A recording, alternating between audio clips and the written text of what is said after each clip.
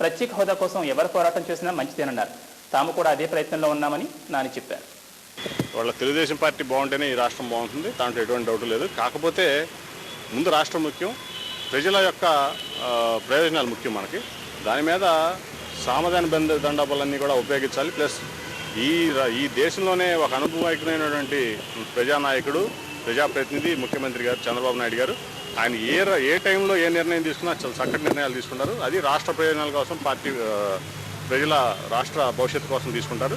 ఎప్పుడు ఏమి నిర్ణయం ముఖ్యమంత్రి గారు అందరితో ఆమోదంతో తీసుకుంటారో ఆ రోజున దేనైనా కానీ మనం చేయడానికి సిద్ధంగా ఉన్నాం. అది పదవులకు రాజీనామా చేస్తే నిజంగా స్పెషల్ స్టేటస్ కేటగిరీ వస్తుందంటే ఈ నిమిషంలో అందరం ఎంపీలు అందరం కేంద్ర మంత్రులందరం కూడా బయట రావడం రెడీగా ఉన్నాం.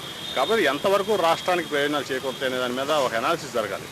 జరిగిన తర్వాత సముచితమైన నిర్ణయాలు తీసుకోవాలి. అది ముఖ్యమంత్రి గారి సంగతి మీకు తెలుసు, చాలా ఆలోచించి చాలా డెప్త్లో నిర్ణయాలు తీసుకుంటాడు ఆయన నిర్ణయాన్ని మేము ఎందుకంటే ఇది పార్టీ లైన్ మనం తీసుకోవాలి. ముఖ్యమంత్రి గారి ఆలోచన విధానానికి అనుగుణంగా మేము పనిచేయాలి. At the same time party అధ్యక్షుడు ఏది చెప్తే మేము ఫాలో అవ్వాలి.